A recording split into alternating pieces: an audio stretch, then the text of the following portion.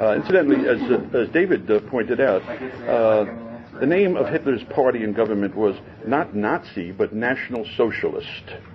Okay, Nazi was a nickname derived from the first two syllables of the term in German. Nationalsozialistisch Nazi. The Nazis never called themselves Nazis. They called themselves National Socialists. And they had very good reason to call themselves a variety of socialists, as will become apparent in the conference from Professor Hoppe and others. But referring to them as any kind of socialist made some people on the left very uncomfortable. So they always called them Nazis or simply fascists or German fascists. Now, why is it misleading to call cases of police brutality, especially brutality against political opponents of the regime, fascist? To begin with, using violence against political enemies is a very old story with many kinds of regimes. And as far as European history in the 20th century goes, such massive violence on a grand scale did not originate in Italy or Germany. It originated in Lenin's Russia. First exercised by the Red Guards before the revolution, political violence, including mass killings, was institutionalized in the first incarnation of the Soviet secret police, the Cheka, which went through many different names, finally becoming the KGB. The victims were political enemies, real or imagined, but also largely class enemies, meaning not aristocrats who had largely fled the country, but middle-class people, anyone who owned property, and their families too, of course. As Karl Marx said, what is communism? Communism is the abolition of private property. And communism will be the final perfect society once we get rid of merchants and bankers, manufacturers, traders, speculators, people who own land, landlords. Just get rid of them and we'll have utopia. In the Soviet Union, persons captured in the midst of acts of speculation, say townspeople who were starving, who brought some linen or crystal or whatever to some place out in the forest and traded it with some farmers for a few sacks of potato, were subject to summary execution. The Cheka was established in 1918, and the first several years of its existence is a period of the first Red Terror, Lenin's Terror, to be followed in the 1930s by Stalin's Great Terror. The first Great Terror claimed probably around 100 or 200,000 lives, not counting those who were killed for fighting against the communists. Peasants, for instance, who resisted the confiscation of their crops. In fighting such hostile enemies of the people, the Reds committed atrocities on a grand scale. Of course, in the Civil War, there were atrocities on both sides, the Reds and the Whites, but the Reds' atrocities far surpassed the atrocity of the anti-communists. The Reds took hostages, killed them by the thousands, and at least in one case, death camps were set up where prisoners were gassed to death. This was already in the early 1920s. Anybody who wanted to find out about it, find out the truth, knew about the slaughterhouse that was Lenin's Russia in those years. And such massive political violence was exposed, for instance, in the conservative press, the Catholic press, but also by other non-Leninist socialists in many different countries, by anarchists like Goldman, for instance, by emigres like the famous Harvard sociologist Petrim Sorokin. So people knew about this. This didn't await the 1956 de-Stalinization speech by Khrushchev. As far as violations of civil liberties go, freedom of speech, the press, and so on, here too the Soviets were the pioneers and carried through the repression more systematically even than the Nazis, let alone Mussolini's fascists. The reason was that the communists totally abolished private property and also crushed, meanwhile, the Christian churches. The communists had no need of censorship in any traditional sense, since all of the newspapers, all of the meeting halls, all the publishing houses were owned by the state and staffed by communist cadres. In Italy, they were still privately owned, so that non-fascists, even some anti-fascists, could occasionally have their writings published. In Russia, the communists imprisoned and massacred Christian priests wholesale. This the Nazis were not able to do in Germany, much as many of the Nazi leaders would have loved to. After all, they were only in power for 12 years. The outstanding example of the limitation on Nazi power is the Catholic Bishop of Münster, Clemens von Galen. When Bishop Galen heard that so-called mercy killings were taking place in hospitals and insane asylums, that meant that people deemed unworthy of life were simply being killed. He gave a series of famous sermons. This is in the middle of the war in 1941, with the Germans fighting on the Eastern Front, in which he denounced the policy. And in the midst of the war, incredibly enough, Hitler was forced to modify his policy. So communists led by Lenin established in Russia the first and greatest terrorist state of modern history. Along with that came the first great Russian famine of the Soviet period, causing the deaths of another 2 or 3 million people. To his limited credit, Lenin permitted American relief to come in, supervised by Herbert Hoover. Later, in Stalin's terror famine of the early 1930s, he would not permit any relief to come from overseas because Stalin said there was no terror. And of course he was there was no famine. And he was seconded in that, of course, by the Pulitzer Prize-winning New York Times correspondent, Walter Duranty. So this was the Leninist system that the communists now proposed to spread to the whole world. Their instrument was the Comintern, the Communist International, or the Third International. In conventional histories of the interwar period, one thing that you must never do is view the History Channel. Okay. Read our books instead. In conventional histories of the interwar period, the Comintern is a 600-pound gorilla that is missing. In 1918, in the creation of the Comintern, its mission was to bring communism to every country, and explicitly and openly, they didn't make any bones about it, through illegal as well as legal means. Through any means that fit the situation, including violence, killings were appropriate, assassinations, and so on. The first head of the Comintern, of the Communist International, Gregory Zinoviev, said that if necessary, the communists would do away with 10 million people in Russia alone. In the end, it turned out to be an underestimation. The communists gained power briefly in Hungary and Bavaria. The Red Army invaded Poland, offering bounties, as we know now from the Soviet archives, offering bounties for the heads of Polish aristocrats, priests, and so on. Oddly enough, the Polish farmers and workers resisted the communist message, stood firm against the invasion of their country, and the Red Army was stopped at the Vistula River right outside of Warsaw. Back in 1848, in the Communist Manifesto, Marx and Engels wrote that communism was a specter haunting Europe. That was just a bit of propaganda, a hope, an aspiration.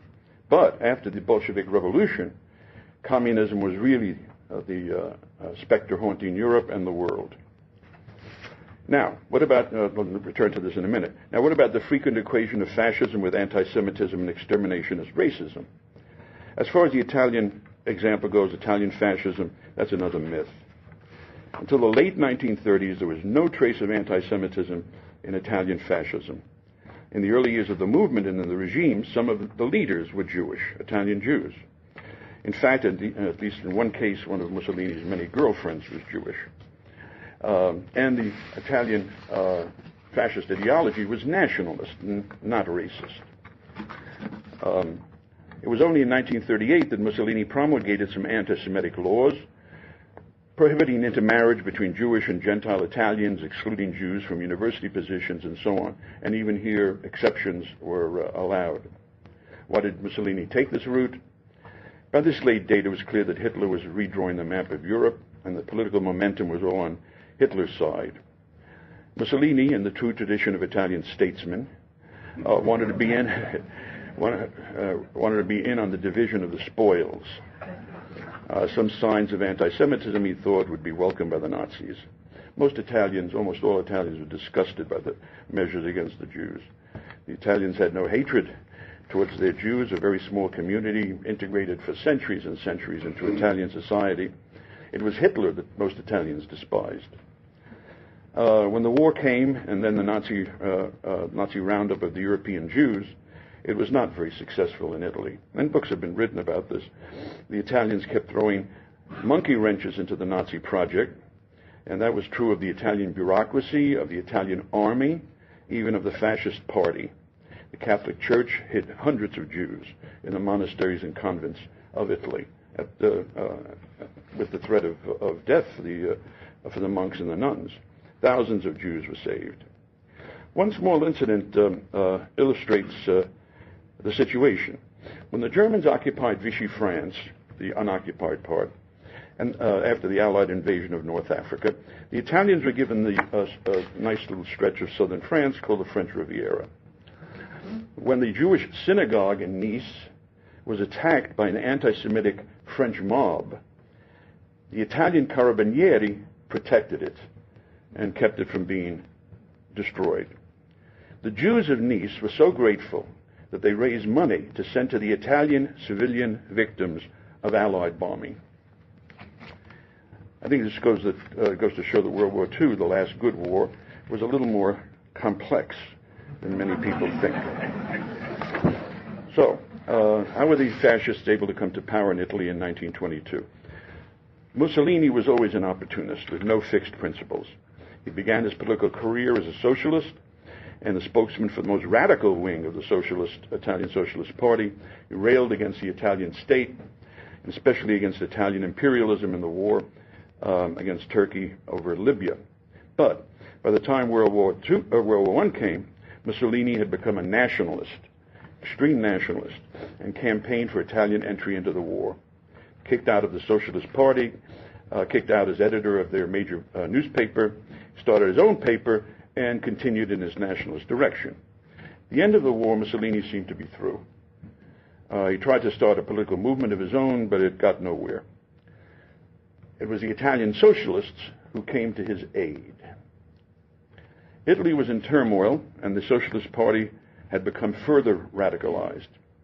Lenin looked on Italy as a particularly promising area for revolution. The Italian Socialist Party came under the control of the Maximalists, who viewed themselves as Leninists and looked to the Comintern for ideological direction. In the program that the Socialist Party adopted in 1919, they proclaimed the start of a period of revolutionary struggle to bring about the forcible suppression of the bourgeoisie within a short time. And they called for the armed insurrection of the proletarian masses and proletarian soldiers to institute the dictatorship of the proletariat. This was after the Bolshevik Revolution and everything that the Reds were doing in Russia. They declared that the proletariat must have, a quote from their program, must have recourse to the use of violence for the conquest of power over the bourgeoisie. We must use new and proletarian organizations such as workers' soviets. We must adhere to the Third International. Well, general elections took place in Italy in 1919. The Socialists became the largest party in Parliament, as well as the best organized. Its spokesmen and agitators hailed the coming socialist revolution.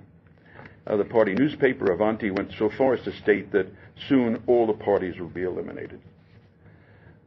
Now, socialist violence had long been a feature of public life in Italy. It had been, up until now, directed against employers' property, and especially against non-striking workers.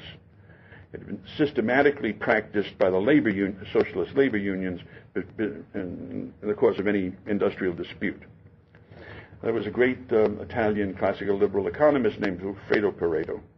In 1906, Pareto complained that the right to strike had been turned into, what he said, the freedom for the strikers to bash in the brains of workers who wish to continue to work and to set fire to the property of the employers with impunity.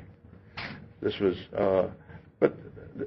typical of the action of labor unions in Europe, in America, then as now. Now, union violence in Italy was not confined to the industrial centers. Systematic coercion was introduced into the countryside by the socialist agricultural unions. Okay, there were wildcat strikes all the time. The country was in constant economic turmoil. In the countryside, the ultimate aim of the Socialist Agricultural Union, almost a million members, was to collectivize the farms, as in Russia, which would be worked by cooperatives. What the employers especially resented was the socialist demand to control this was step by step towards their ultimate aim, to control the labor supply and employment opportunities. In the end, the employers were forced to recognize the employment offices run by the socialists as the exclusive source of labor power. In 1920, representatives of the General Confederation of Labor signed a pact in Moscow adhering to the Social Revolution and the Universal Republic of Soviets. In September, workers in Milan, Turin, and Genoa hoisted the red flag, seized control of the factories, proceeded to run them. In Turin, workers' councils were formed, which famous communist theoretician Antonio Gramsci welcomed as the Italian version of the Russian Soviets. Local elections in 1920 put control of most of the municipal and provincial councils in the hands of socialists, especially in central Italy, northern Italy. Sometimes declaring their towns revolutionary republics, the local socialists announced their intention to use the communes as a springboard for revolution.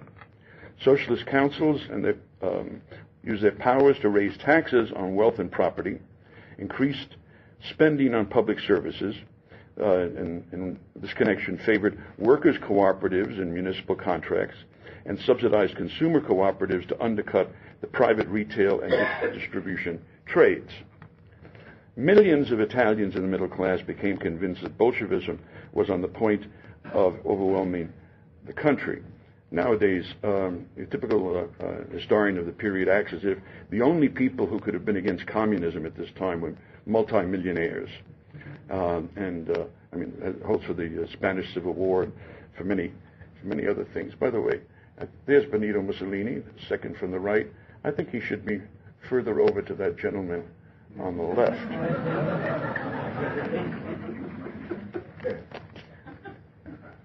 Nowadays, people say this communist threat was all bluff, verbal revolution. That's not how it was viewed by contemporaries. From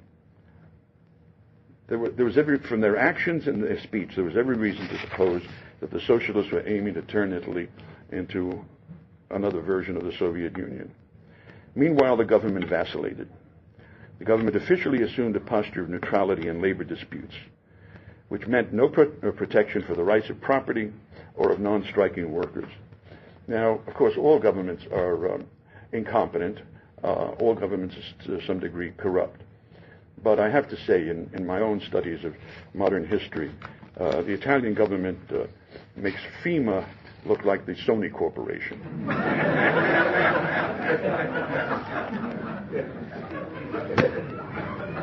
The fascists started countering socialist violence with their own. At the time, even well-known anti-fascists, like Alcide de Gasperi, the Christian Democratic premier of Italy after the war, testified that in the beginning the fascist violence was largely defensive, the protection of the rights of non-striking workers and of farmers and of factory owners. The great increase in fascist membership and influence came initially in the rural areas where the fascist squads or black shirts were formed. And these were largely middle class young men, the sons of some of these small property owners, many of them veterans of the war, and they were hailed by all non-communist, non-socialist, communist, really indistinguishable in Italy, elements in the country. The socialist program had alienated even many sharecroppers and tenant farmers, especially in the Po Valley. So these were the people who started equipping and financing these black shirts.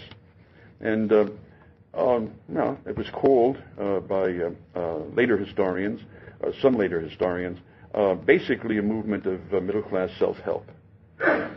One thing I sort of like, it was the non-union workers, the scabs, right, together with the fascist black shirts who broke the labor monopoly on the Genoa docks.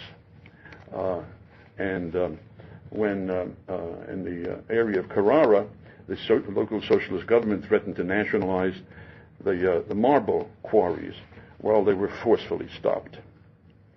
Of course, the fascist violence was not merely defensive. It went far beyond that.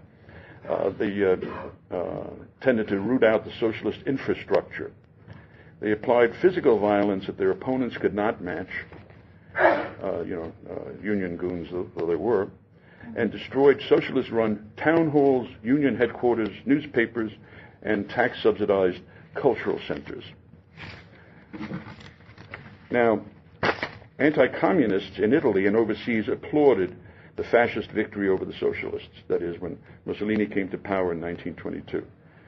In 1927, Winston Churchill visited Italy and met with Mussolini, and Churchill publicly praised Fascismo's triumphal struggle against the bestial appetites and passions of Leninism, claiming it had proved the necessary antidote to what he called the communist poison. When the fascists were on the point of assuming power, Mussolini reversed his earlier anti-monarchical and anti-Catholic views, and he even courted the support of Italian free market economists, of which there was a small but very prestigious group that had access to major newspapers. There's a parallel in French history with Napoleon and the ideologues, but that's another subject, and because of my limited time, I'm not able to go into it. But if we, certainly have could do it in an hour and a half, I suppose. So Mussolini did this with the Italian free market economists. As I say, small but prestigious group. He even used the term, Mussolini even used the term Manchesterism in one of his talks. Now you have to understand, for decades already, any hint of Manchesterism, which is laissez-faire, was anathema. It's the worst thing that you could say in most of Europe. That and the real danger, as they saw it, of a Leninist takeover, led all of the Italian free market economists to endorse Mussolini's coming to power in 1922. His supporters included Luigi Einaudi, famous economist admired by Mises and Hayek.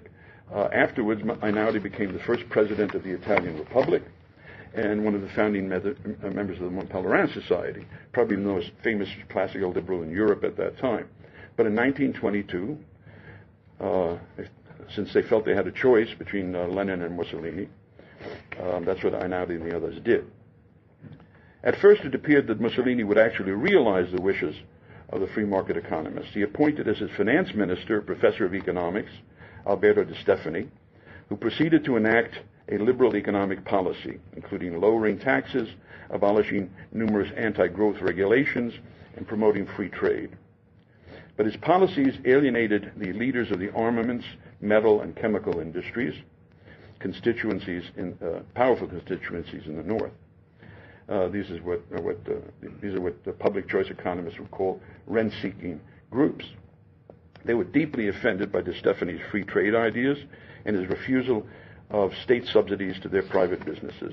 In 1925, he was forced to resign. And there's another parallel with French history in Turgot. Now, with the departure of De Stefani, the fascist regime became basically more interventionist and steadily interventionist. There was, first of all, the growth of the state bureaucracy, the bane of modern states, but most particularly of Italy. After all, jobs had to be found for good fascist cadres, phony baloney jobs, so that they could take a siesta, maybe 4 hours work to begin with.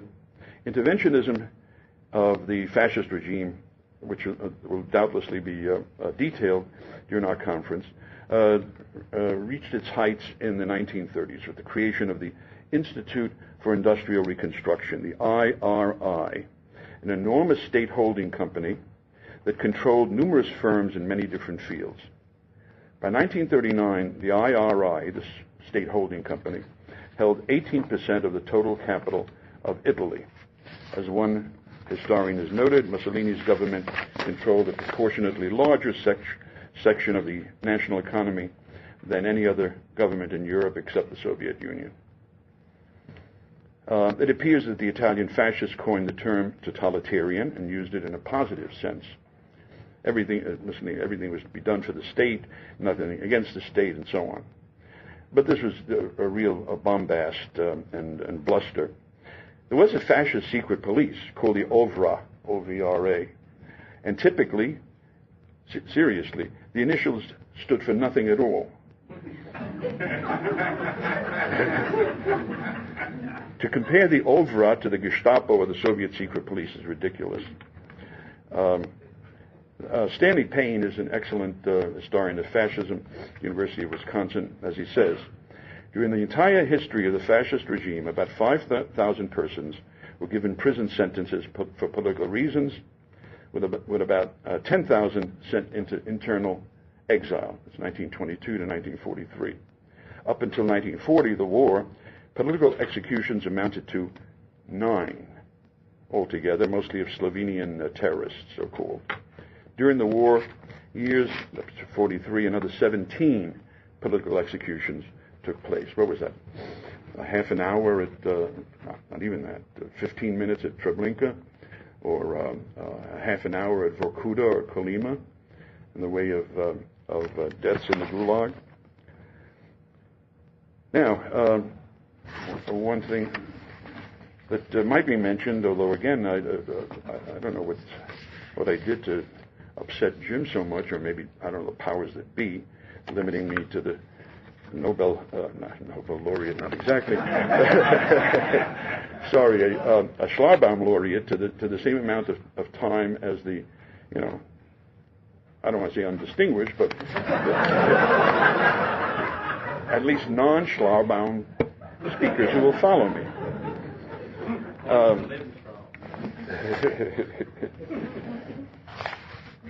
There are, in fact, many significant connections between fascism, Italian fascism even, and the Jacobins during the French Revolution. Those could be detailed. One writer on fascism, who was himself a fascist and survived the war, I find particularly interesting. His name is Maurice Bardèche, and he was a group of Parisian fascists. Not Vichy people, hated Vichy, or despised Vichy, but actual fascists who lived in Paris during the German occupation. He has a little book called What is Fascism? And he declares that the ultimate goal of fascism was the production of a new man. Just as, almost in the same words that Robespierre and the Jacobins used during the French Revolution, he would be Spartan man. And the essential goal of fascism was the creation of the Order of Sparta. That is total self-abnegation, total living for the state, no real private property.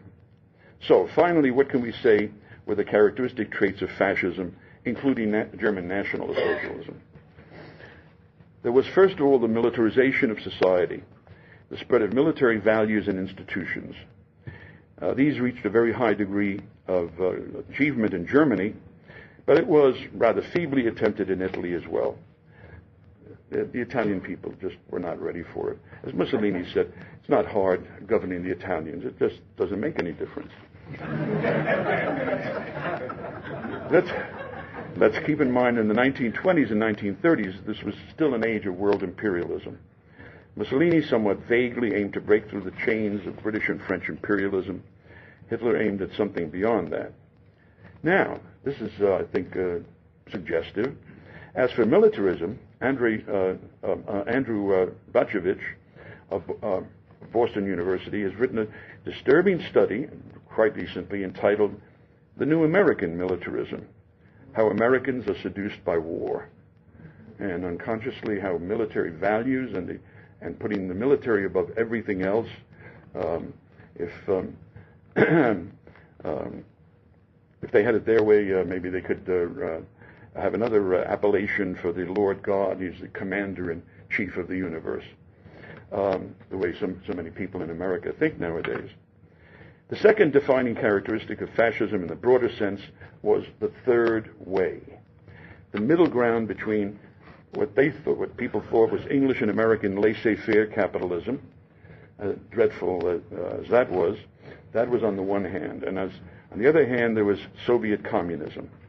Fascism would be the middle ground, not total nationalization of the means of production. No one wanted the chaos and misery of Soviet Russia. I mean, maybe Russians could put up with that, but not Italians, certainly not Germans.